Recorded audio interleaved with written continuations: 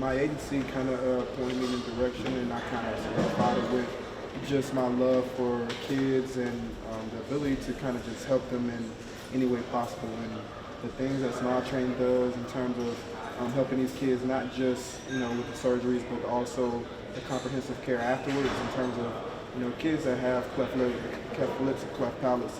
They have to go through extensive just reconstruction of being able to talk, be able to hear well, things like that. So their speech is always affected and many things like that.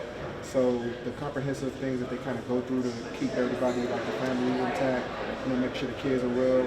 I feel like it's a great thing, and I love to be part of it. When you first saw this, because I've seen stories where they bring kids over here, their families can't afford to have a surgery.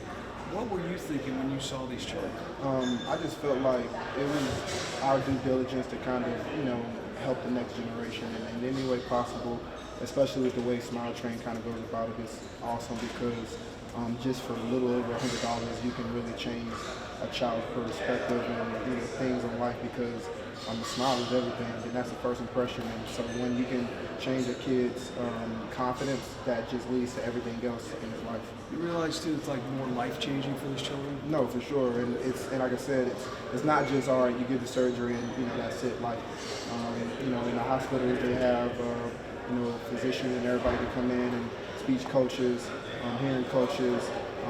Different language people to come in and help. Obviously, if the people are abroad, not just in the United States, because it's a worldwide problem. So the fact that these Smile Train does this type of benefits, and I can be a part of it and host a charity event as such, and have people come out and support this great cause. It means the world to me. Do they know Kenyan Drake when you went to Mexico? The thing is, they people down there, they love the game, and the very surprising thing to me was that walking around and driving around the city. Like you'll see, a soccer field, with the goals, but then right next to the soccer field, you'll see a football field with goal posts, and I'm just like, man, it's crazy how the game is definitely expanding, and transcending cultures. You're going to go to Brazil now? I mean, that's going to be different too in some aspects, right? No, for sure. I'm going to Brazil this summer, and I'm excited to go down there because it'll be another experience to kind of, one, I love traveling and, seeing different cultures, in the flesh, and to kind of go down there and also be a part of this, event and Smile Train to, bring awareness to, the people and families down there also is definitely giving me a lot of joy. You mentioned Smile Train and the awareness. Do you think people are aware of this problem? I feel like it's underwhelming here because everybody around the world thinks of the U.S. as a first world country, and they don't have problems in that department in terms of people being born with different type of defects and things like that. But here is a problem, and then obviously in the third world is a problem because of the malnutrition that kids have to kind of endure in terms of being reared up inside their mother. But then at the same time, there are also a cultural difference in terms of, all right, well, when these kids are born and their moms and the fathers see their kid with this type of affliction, they feel like it's some type of bad thing, or they're being punished, so they kind of discard the kid. So when people coming in and bringing awareness and letting them know that this thing can be fixed, it's not something that is anything wrong with the kid or the family or anything. It brings more awareness to the kid and it saves a life, literally.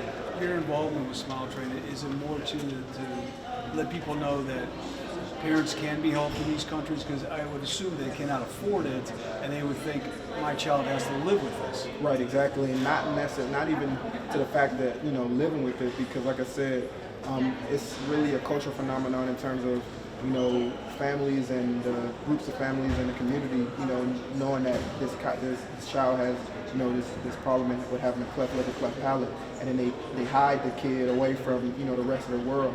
So then the child not only has this affliction, but then also is not getting the cultural upbringing like the rest of kids would have to be able to live a normal life. So with Smile Train coming in, not only solving a problem in terms of bringing awareness, but also physically fixing the issue. A lot of people know you finally as a Miami Dolphins football player, but do you look at yourself too in this venue as a role model to maybe how others help you, others get involved with this, maybe other guys in the NFL and your other teammates?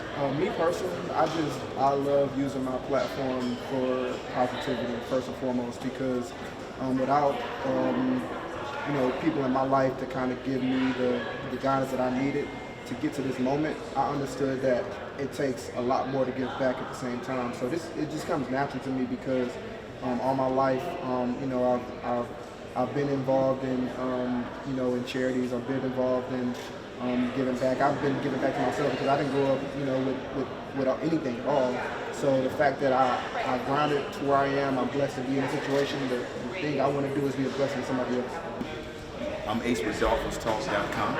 So, good to see you again, man.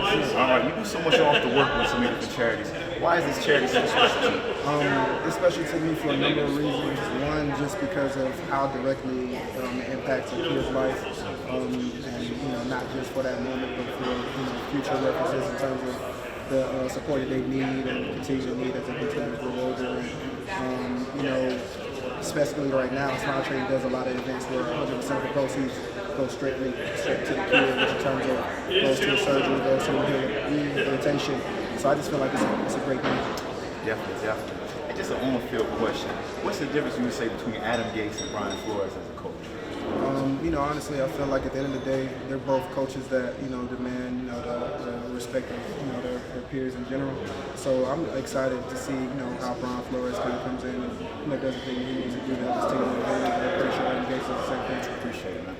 Best of luck to you.